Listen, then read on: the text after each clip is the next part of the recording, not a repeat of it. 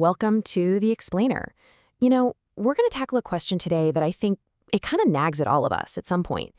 What is our work really for? And we're going to get into it through the story of a tour guide who was, well, they were at a serious crossroads. So this is the big question, right? A tour guide actually asked this to a teacher, and it just perfectly nails that tension so many of us feel. It's this constant tug of war, isn't it? Between wanting your work to mean something, to have this higher purpose, and, the very real need to just pay the bills. All right, let's get into the details here. We're talking about a Korean-Japanese tour guide who was in a situation that, well, it made them question literally everything about their career. So here's the conflict. On one side, they felt like they had this really noble mission, bridging the cultures of Japan and Korea. That's big. But on the other side, you have the reality, the increasing risk of things like earthquakes and tsunamis in Japan. That's making the job feel really unstable, even dangerous. And this wasn't some far-off worry. This was a daily fear for their safety, for their paycheck. So it all led them and their coworkers to ask that huge question: is this sense of purpose we feel real, or is it just a story we're telling ourselves to get through the day? Now, the teacher's answer, it wasn't a simple yes or no, not at all. Instead, what they did was offer a completely different way to look at what a job is even for. And this first piece of advice, wow, it's a real perspective shifter.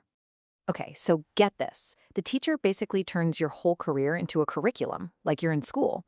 They explain that, those first 3 years? That's your intro course. You're just learning the fundamentals, dealing with the first round of challenges. Then, from years 3 to 6, you move into the advanced period. You start attracting bigger, better experiences, and more interesting people, too. And after that, well, you graduate to becoming the teacher yourself. You start sharing all that wisdom you've gathered.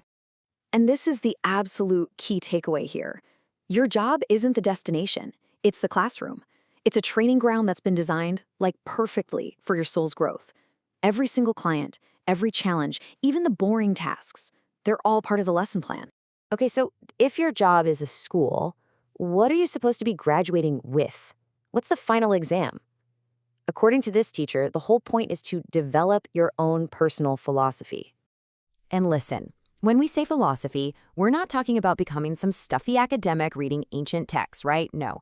This is all about you developing your own internal answers to life's big questions. And it starts with your work.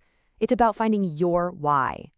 So the teacher makes this incredibly sharp distinction, a line in the sand, really, between two ways of working. You've got the animalistic drive. That's just working to live, working to eat, survival mode. The teacher says that's a mindset of the past. The other way, the human way, is about living with purpose. It's about having a reason, a philosophy. And this isn't just a nice idea. It's a requirement for our times.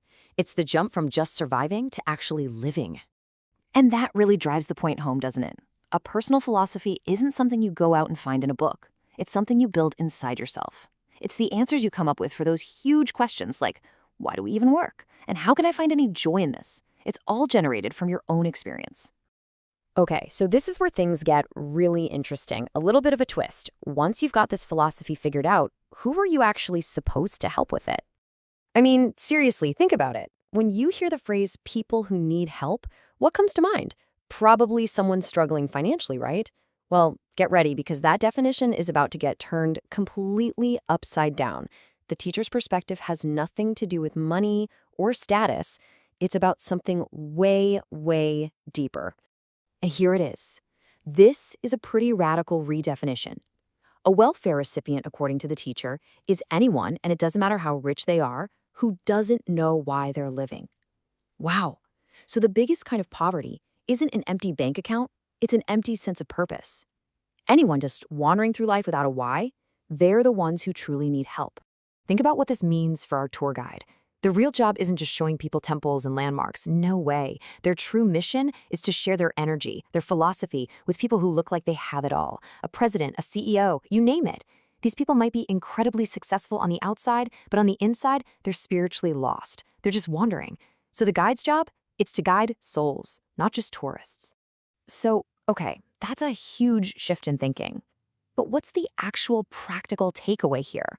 What is the tour guide? What do we do with all this, especially when we're feeling anxious about our jobs? And the path forward is actually beautifully simple. Stop worrying about what's coming next. The real key is to dive headfirst into the present moment. Find joy in what you're doing right now. Be grateful for your current classroom and all the lessons it's teaching you. You just have to trust the process. Have faith that when the time is right, nature, the universe, whatever you want to call it, will guide you to your next step. So the big idea is don't anxiously jump from job to job. Don't force a change just because you're scared. Instead, let your environment change for you. When you focus on your own study, your own growth, and you do it with joy and gratitude, you start to attract the right people, the right opportunities. They'll just find you. Your whole environment will shift when you're ready. And here's the final and maybe most powerful thought. Nature never abandons a person who has work left to do. What a reassurance, right? It means if you're committed to your purpose, to your own growth, you're going to be okay. You'll be protected. Nature makes sure of it. So in the end, the question isn't, is this the right job for my future? The real question is, am I finding my purpose, my lesson, in the job I have right now?